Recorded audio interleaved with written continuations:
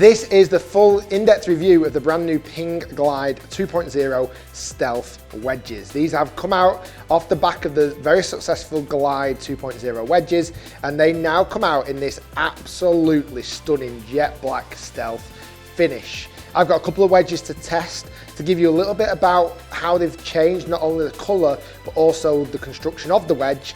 I've taken it out on the golf course to test it, and I've also tested it on GCQuad to give you my full rundown of these wedges. If you do like the video, guys, don't forget to smash that like button. If you enjoy the review, let me know by commenting as well. If you're new to my channel, hit that subscribe button. It's free to do, and it keeps you connected to all the videos I publish on my YouTube channel. So Stealth Wedges, these are a good looking wedge. I mean, what a finish that is. That is a gorgeous looking finish. It is completely blacked out. The Glide wedges have never been maybe my favourite wedges that Ping have ever brought out. But what they're saying with these new Glide Stealth wedges, it's not just a different colour. They've actually changed a few little features as well, which I'm interested to share my ideas around that with you now. So they've still got milled face and grooves to increase spin. We hear that with every wedge design that comes out.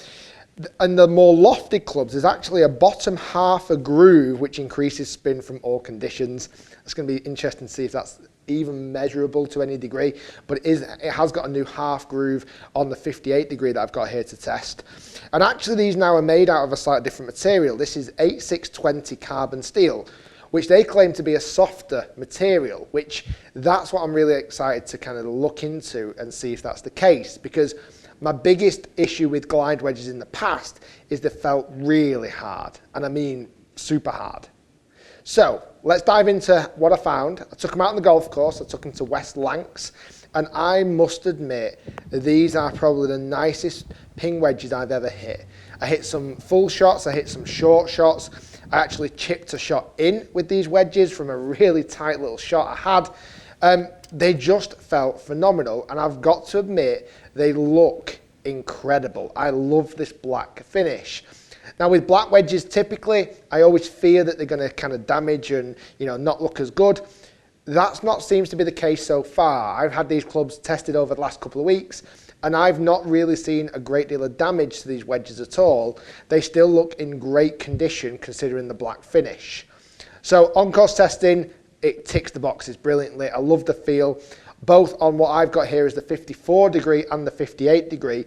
I've got both of these in, I've got the 54 in 12 degrees of bounce, and the SS grind, which is the kind of friendly grind really, and the 58 in 10 degree bounce also in the double S grind. I just love the look and the feel. They sat great. Certainly the 58, I could really open the head up when necessary. Bunker shots weren't an issue, shots out of the rough weren't an issue. Really high standard out on the golf course. So I took them into the Golf Academy, test them on GCQuad, and let's have a look at some of those numbers. Okay, so testing these in the Golf Academy on GCQuad with Pro V1s, and I tested the 54 degree club first. So I was carrying the 54 degree 108 yards, which is pretty much on the number that I would expect to carry that sort of loft. I was getting some good flight, some good consistency. The one thing that really stood out to me, and I don't believe I've ever seen a shot go so far to 108 yards and spin over 11,000 RPM on average. I mean, honestly, the spin from these was quite incredible. For a shot over 100 yards, I often don't get over 11,000 spin. Normally sits in at around 10,500. So for me, I think it's getting almost 500 RPM more than some of the other wedges that I've ever tested on my channel. We then move into the 58 degree. I was carrying this at 98 yards, so just under that 100 yard marker. And again, incredibly, over 11,500 RPM spin. Now that's on closed data with Pro V1, so it's not always easy to see that on the golf course, but those numbers are absolutely perfect. I mean, I just couldn't believe how much spin they were getting. Now, to show some kind of level of forgiveness as well, on the 54 degree shot number 2 here, I hit very low, but I still got to the front of the green. I hit this low striking shot, which still managed to get to the front of the green, And really, for me, I didn't hit that shot well at all. Now, the big thing with wedges typically is they're very, very slim and almost blade-like.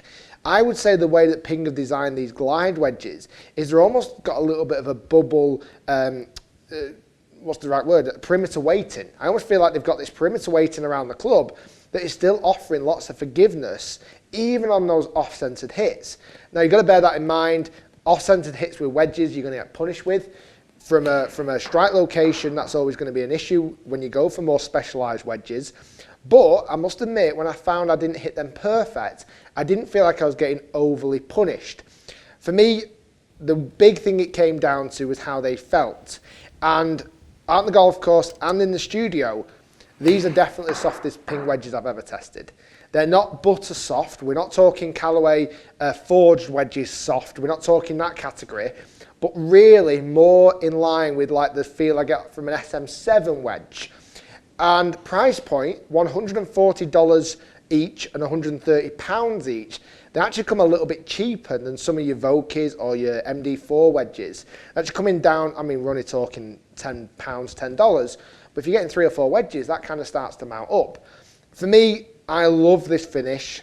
I'm not always the biggest fan of black wedges, but this stealth look, this finish, mixed with it's actually a softer carbon steel. Spin rates were through the roof. Performance out on the golf course was excellent. The half groove on the bottom, I couldn't see any difference, truth be told. But really, the best kind of wedges I've ever tested from Ping. I just feel like they've got the right mix. I feel like they've got nice options.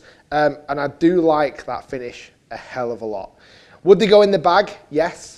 They would, and I don't think I've ever really said that about Ping wedges before, but yes, they would. I would play with these wedges. For me, it's a toss-up between these and the SM7s this year, for which wedges will probably go in the bag. But for me, these were very, very impressive wedges and really do look the part. They really do. Guys, thanks for watching. Hopefully you've enjoyed the video. If you did, hit that like button. Comment below, what do you think of the stealth look? Are you a big fan of the black finish? Or you're more of a traditionalist with the chrome? I'd love to hear your thoughts. Again, as I mentioned, if you're new to my channel, don't forget to hit that subscribe button. It keeps you connected to my channel. It keeps you connected with my content. And better still, if you go onto my homepage of my YouTube channel, hit the bell and you'll be notified as soon as I release a video, so you can be one of the first people to watch. Thanks for watching, guys. Stay tuned, lots more to come. And that was my review of the Ping Glide 2.0 wedge.